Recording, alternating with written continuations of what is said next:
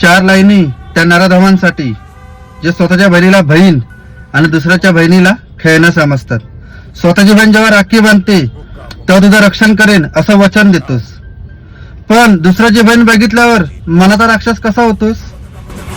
तिची कातडी ओरबडताना, तिला रक्ताच्या थारोळ्यात टाकताना तुला जन्म दिलेल्या आईची जागा कशी नाही आठवत?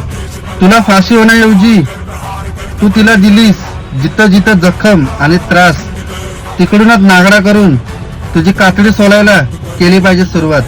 परत कुठला नराधमाला होणार नाही अत्याचार करण्याचा भास, तेव्हाच आपला देश घेईल एक मोकळा श्वास.